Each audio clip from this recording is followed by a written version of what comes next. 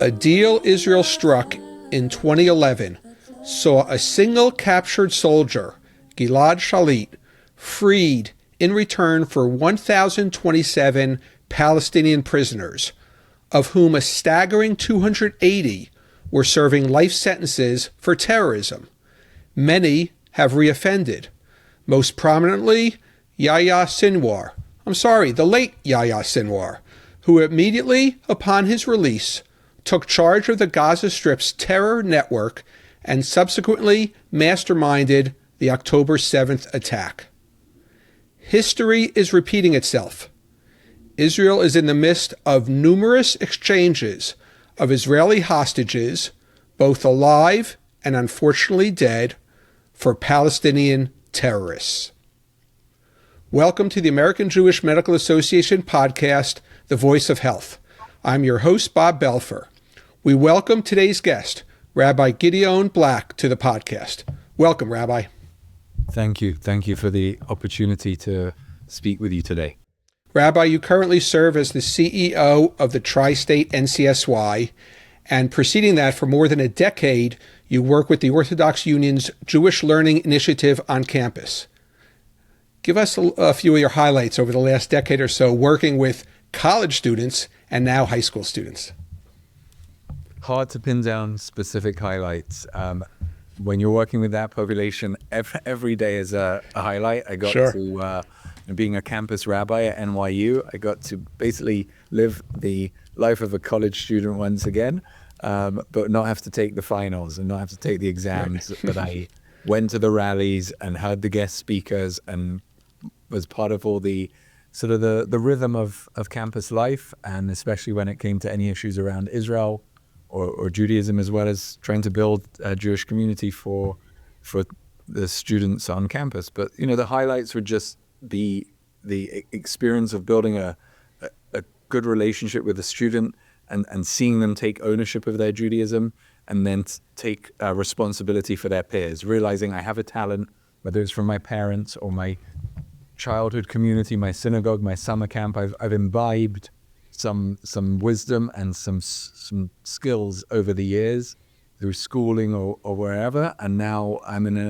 out of the bubble of the Jewish community. I'm in a broader, open intellectual adventure land where I can where there are ideas and events and programs of all sorts, and I can actually be a leader and create things for other people, and so to see students sort of, rather than just be passive and be consumers and be entertained by all that's happening on campus, to actually say, I believe in something and I want to make a difference and I'm going to act on it, whether that's about Israel or chesed, social action or any Jewish learning, whatever it might be, or even outside of things within the Jewish community, but using those skills and strengths that they've gained from being reared within the community and reaching out outside of their comfort zone is just cool to be a part of that and to see that in action.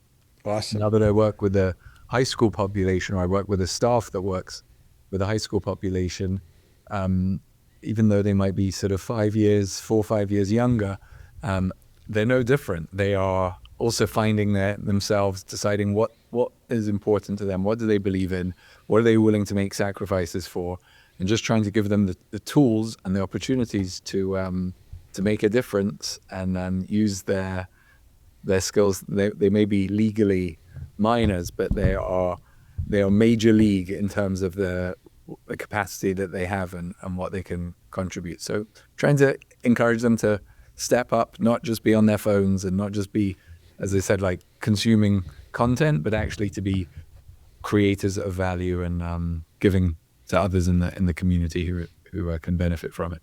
Great. And Rabbi, you talked about giving them the toolkit. Has that toolkit changed over the last year, knowing that many of the students that you and your staff are working with will be on college campuses soon, especially in the Northeast, facing extreme amounts of anti-Semitism on these campuses?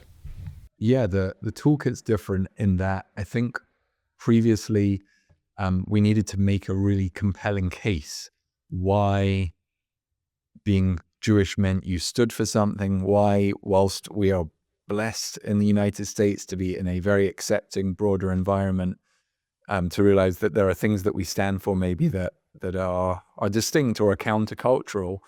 And now every Jew, no matter their level of Jewish education, recognizes that their Jewishness is at the core of their identity, and it stands them as an outsider on certain things. And that so now everyone knows that they're going to be identified as Jewish, that if they care about Israel, they care about the Jewish people. A lot of people have issue with that. And so we don't need to make the case anymore as directly that it means you're different. But I think then we can sort of focus on what do you do with that difference, and what is it, what responsibilities and rights does that give you? Great. Now, obviously, you said you currently work in the tri-state area, but our listeners are pretty savvy, and we could tell from the accent. Rabbi, you were born in the United Kingdom. Tell us about where you grew up, your education, and your family life. My family's originally from Scotland. I was born in Glasgow in Scotland, and that's where both sides of my family are from. When I was only 5 years old, my family, we moved south to London, and so the accent you're hearing today is more of a Londoner than a Glaswegian, but proud Scot on my core. Yes, spent time in around the UK, but grew up in London. I went to school there and college there, and studied a law school in London at UCL before moving to New York in 2007 to study to be a rabbi at Yeshiva University. And you skipped over, I believe you went to law school also in between there, right, Rabbi? Yes.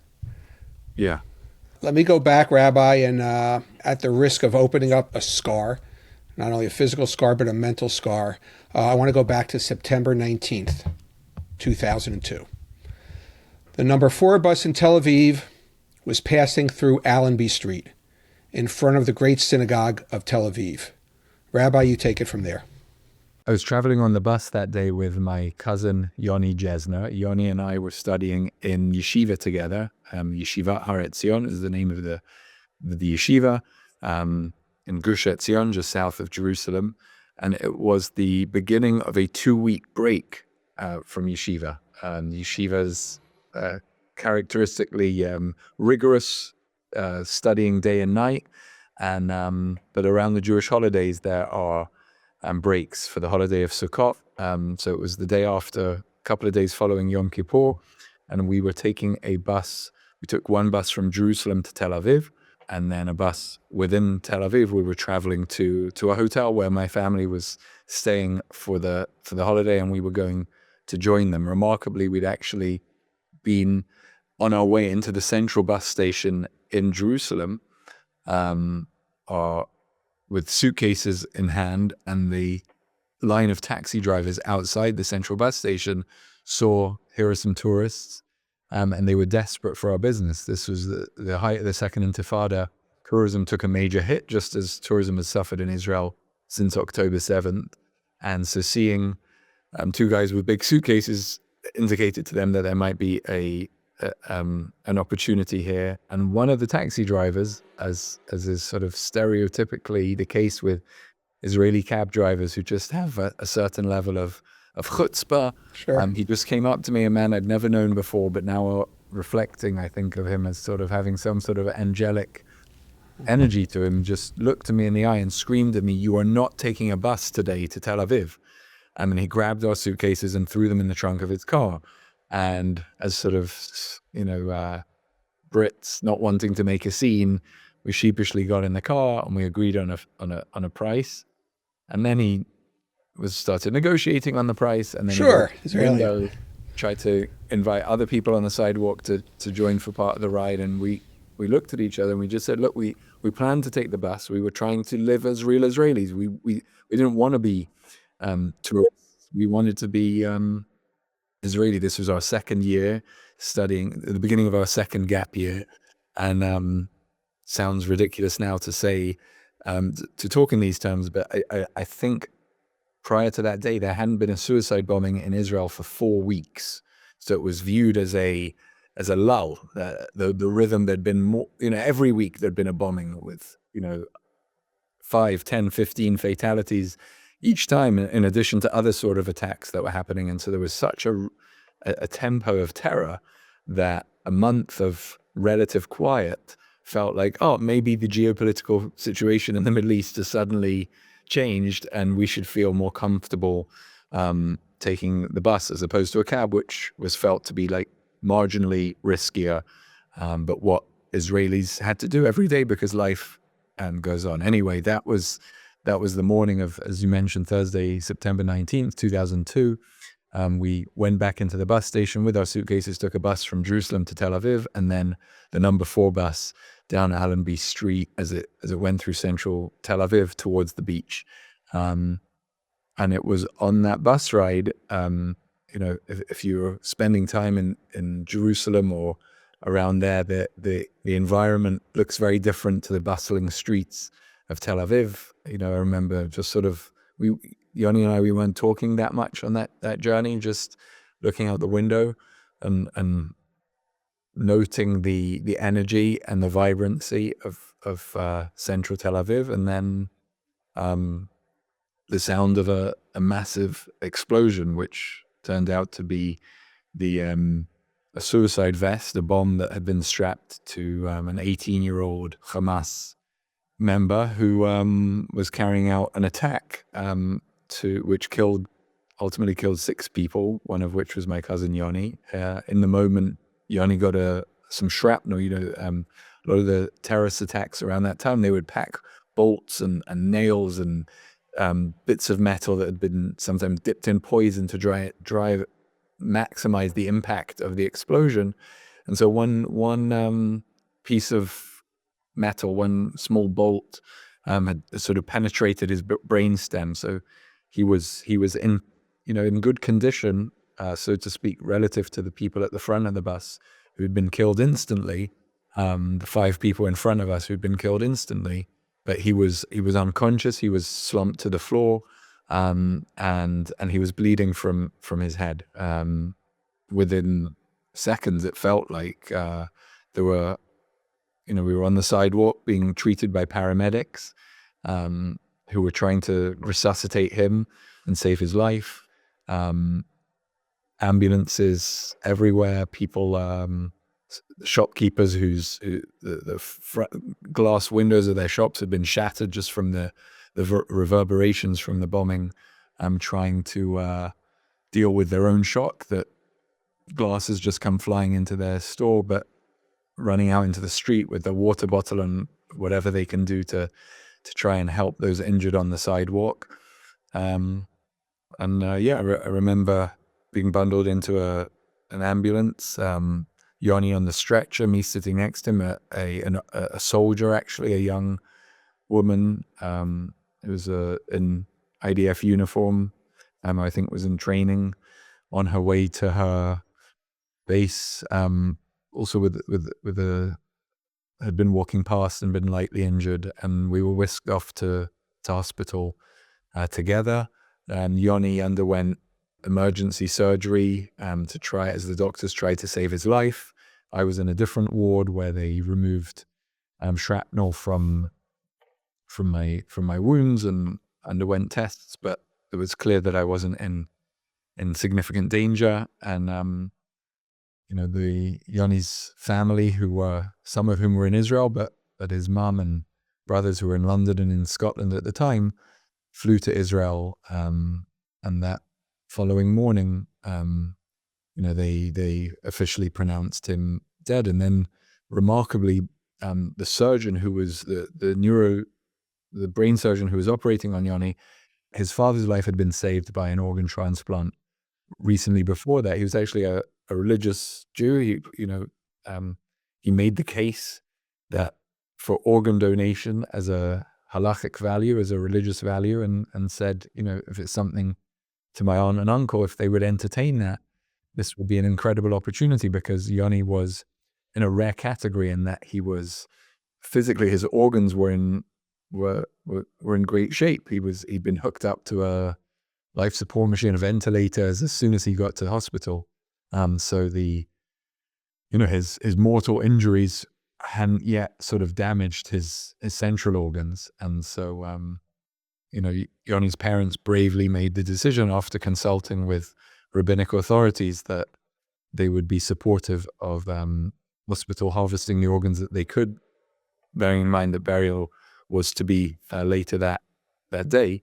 And, that went on to save the lives of 3 other people, 2 Israeli Jewish men from Tel Aviv and a Palestinian girl from East Jerusalem, Yasmin Abu Ramila, an 8-year-old girl who at the time had been struggling with, she'd done dialysis treatments for the previous 3 years and weren't really being effective enough to give her a hope of a healthy future. And this also saved her life too.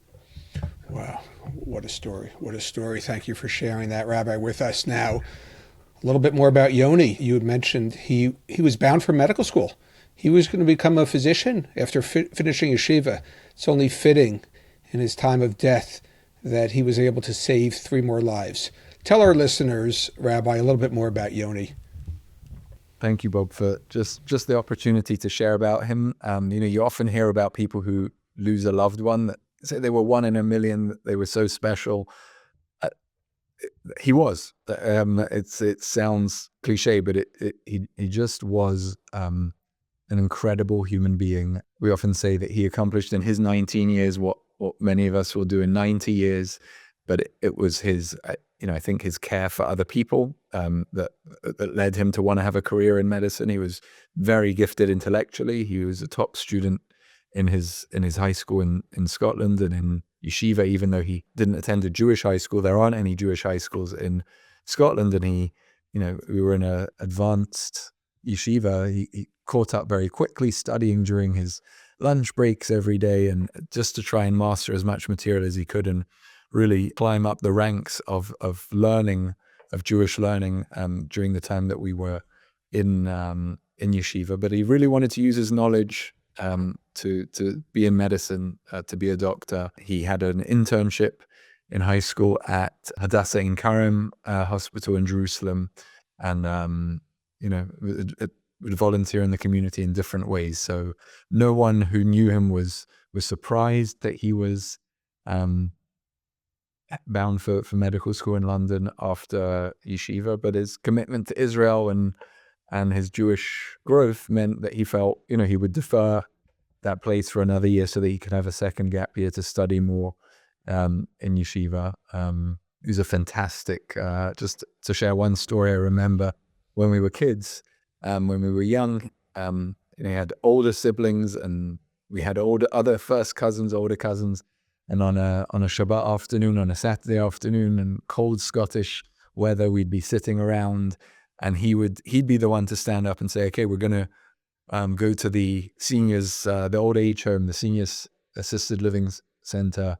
It was a half-hour walk away to visit his grandfather, and we'd all follow less enthusiastically behind him because we knew it was the right thing to do. And that Yoni had that character, those values from a young age of giving, of respecting elders, of using his talents to give to those in need. And I'm sure he would have gone on to be a remarkable medical professional. I'm sure he would have been one of those doctors who the community sort of rallies around and knocks on their door at all hours of day and night. And he would have cared for generations of people, and he would have been, I can only imagine an incredible husband to whomever would have been lucky enough to marry him, and a devoted father. But the tragedy of these lives that are ended and taken from us, it's not just the pain of these relationships that we're losing, but it's the future relationships that never get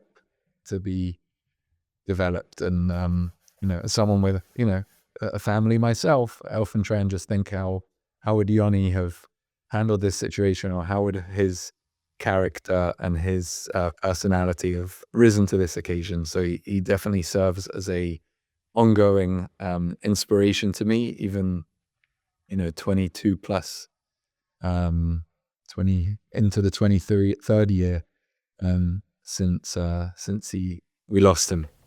Such beautiful memories, Rabbi. And actually, your family, you actually named a child after Yoni. And I believe Yoni's 3 siblings also did the same. So his name lives on in his nephews.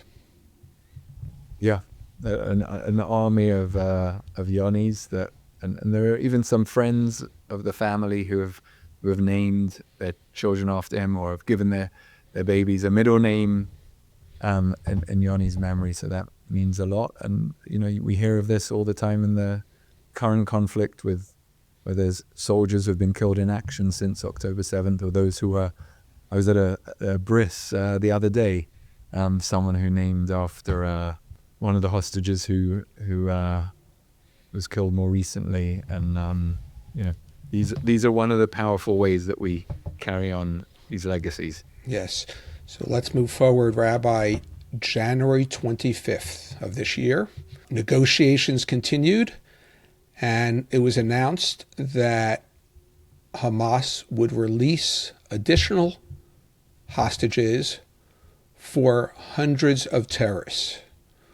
One person's name on that terrorist list struck a chord to you, leading you to write an article in this past month's The Free Press. Tell us about that, Rabbi. So one of the outcomes of the 2002 attack that killed Yoni was the arrest of the person who masterminded the attack, the Hamas member who sort of laid out the plans for the attack and recruited the bomber and drove him from where he lived in the West Bank through checkpoints that Israel sets up for protection to Tel Aviv. This man was a resident of East Jerusalem, so he has Israeli citizenship. So he was able to bypass these checkpoints, which obviously didn't catch his passenger. But he was convicted to 6 life sentences, Ashraf Zugaya, 6 life sentences, one for each of the 6 people killed in the attack. I know that when the court that gave him those sentences, they were symbolic because, couldn't live out more than his own life sentence. And yet it sort of ends up being, guess he served 22 years, but 22 years is not a lifetime, and certainly not 6, and doesn't bring back, anyone who he orchestrated the murder of. And so now Yoni's family, along with many others, are just sitting with this, weight of knowing that as we see the hostages freed, which is the biggest joy and blessing that we could wish for, knowing that the barbaric terrorists who planned and executed attacks over the last couple of decades, they're ending up with the good end of the deal. They're walking free and getting to return to their homes, and not just do they have independence, but they actually have a loftier status now in society. These are martyrs, these are heroes, these are people who potentially could go on to political leadership, but they're earning recognition, and they're being lionized in their communities when really these are people who should be behind bars for the rest of their lives. The article, Rabbi, you wrote in the Free Press was titled, "The Terrorist Who Murdered My Cousin Now Walks Free." Tell us, Rabbi, why did you write that article, and what did you give us some of the highlights from that article? I wrote the article because I wanted to give language to help us understand this balance of this trade. And I think there's something tremendously precious about what this exchange, this dynamic, what it says about the Jewish people, what it says about Israeli society, that I think is sort of getting lost in a little bit of the translation, and is overwhelmed by some of the political arguments on either side. You have a very strong vocal side that campaigns endlessly for the release of the hostages, and you have another side which maybe gets less airtime in the press that feels that Israel needs to take a harder, stronger military response to the attacks, and a harder, less emotional response to the plight of the hostages, and that we should almost shelve the effort to try and retrieve the hostages for the sake of restoring our deterrence. And whilst I understand both sides, What I wanted to emphasize is the idea that what may be strategically clumsy, what may actually, if we were making a cost-benefit analysis of military strategy, we would be thinking long-term. If we release terrorists, that emboldens future ones. They know that's a bargaining chip.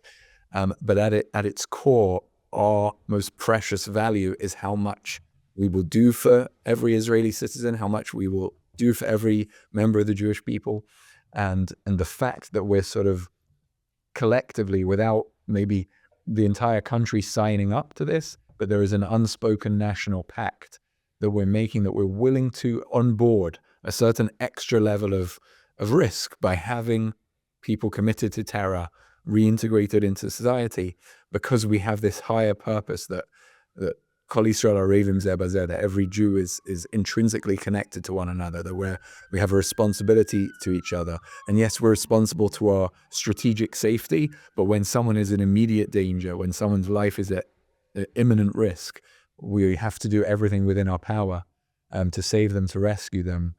That value is ultimately what will be our guiding light long term. That's that level of connectedness and that level of sacrifice that we're willing to make for the greater whole and in the pursuit of sort of healing is actually the sort of the, maybe not the solution to this conundrum, but it's the salve. It's the path that will give us a chance to heal and a chance to recognize the depth of connection and love that we have for every member of Israeli society and every Jew on the face of the earth. And so that's as painful as the exchange is, ultimately it's the only option that we really have. And so we should pursue it with pride, for being willing to make these sacrifices for, when you look at other countries, when the United States and Russia occasionally makes a prisoner exchange, it's 1 for 1,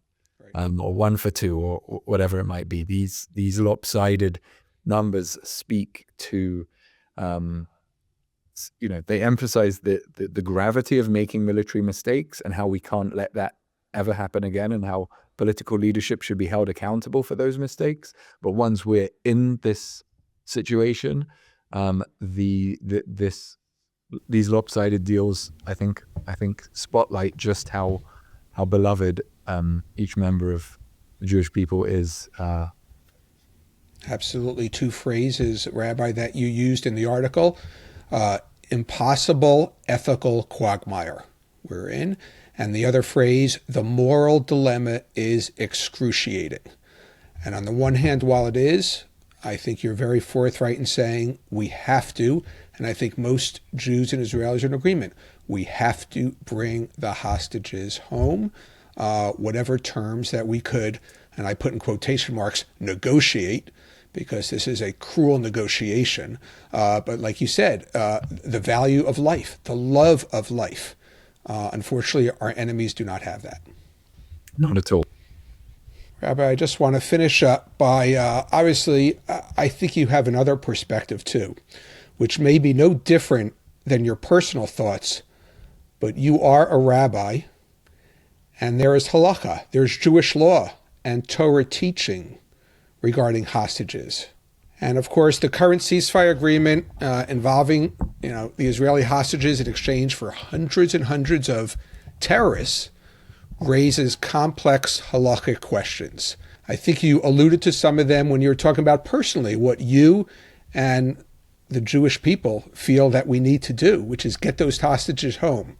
Are your views any different, or do you look at it differently, or do you teach it differently when you look at halakha, and specifically the value of a human life, pikuach nefesh, saving a life, not giving back too much in exchange for a life? Talk to us about some of the halachic teachings have allowed you to write the article, or maybe are in diametric opposition to what you truly feel in your heart.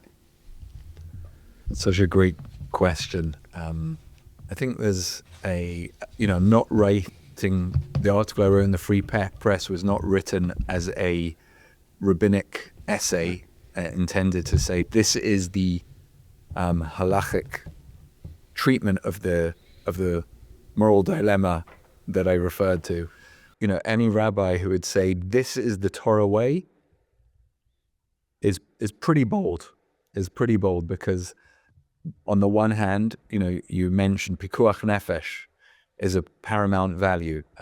We overturn every mitzvah pretty much in order to save a life. And as I mentioned, there's the value, the immediate possibility of saving a life versus the potential risk to life that may be caused in the future by terrorists being re-entering civil society. So that would make a halachic argument in favor of the deal.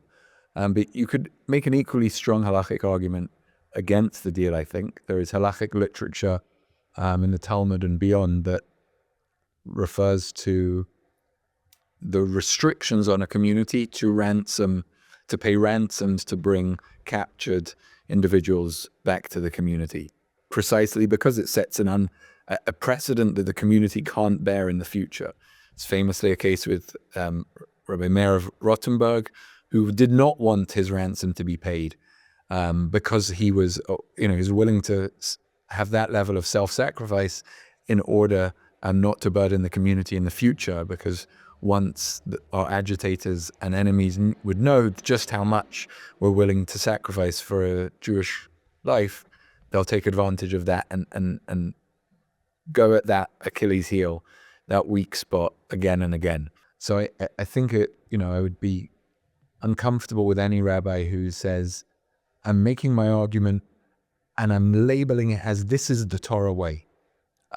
I wanted to make an argument, and I think rabbis should be talking about these political issues that are animated by Torah values, by trying to give language and context, how we should think about these things through a Torah lens, but with something as sensitive as this and something as halachically complicated as this. I'd be wary of rabbinic voices that speak too stridently one side or the other. And it's interesting because in reaction to my article, I've had rabbis message me, email me, call me and say, I'm a posek, I've studied this, you're right, you're 100% right. And I've had others reach out to me and say, my heart bleeds for your family, but you recognize you're advocating for something against Torah values. So, I appreciate that they're just trying to put me back on the straight path in their mind. But, there is in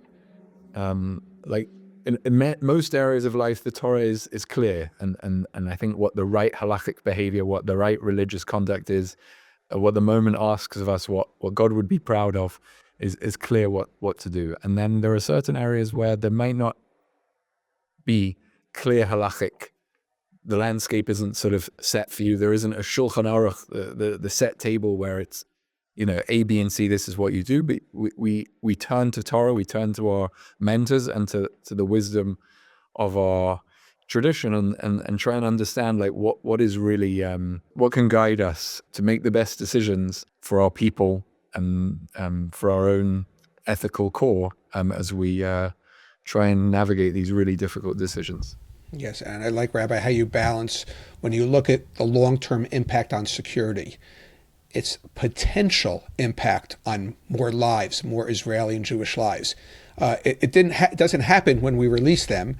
And like you said, if our government and our IDF has the right intelligence and is able to protect us, our security will be safe. So I think you were able to sort of combine or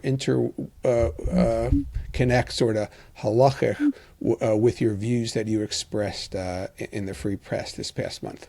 Yeah, and I think it goes without saying, given Israel's capabilities as a startup nation, October 7th was a wake-up call like none other. And what we've already seen, what Israel is capable of with Hezbollah and the Pages attack, and Israel will be doing everything it can with new technology and military strategy and how the systems and communication within the IDF right away. Everything's being upgraded so that the chances of these attacks happening, suicide bombings, stabbings, car rammings, or any more organized sort of terror movements developing, that we can try and suppress those as best we can. There's no 100% rock solid sort of fix, but we have to expect, anticipate, and hope that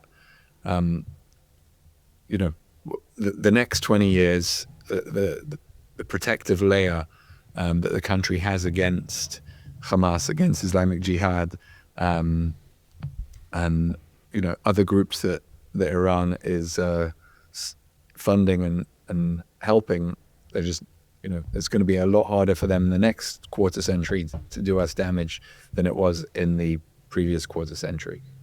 Great. Thank you, Rabbi, for your words. On behalf of the American Jewish Medical Association podcast, I want to thank you for sharing a very deep, personal story with our listening audience. And we hope in the future that all our hostages are returned and the land of Israel will live in peace. Thank you, Rabbi. Amen. Thank you for the opportunity. It's a real honor.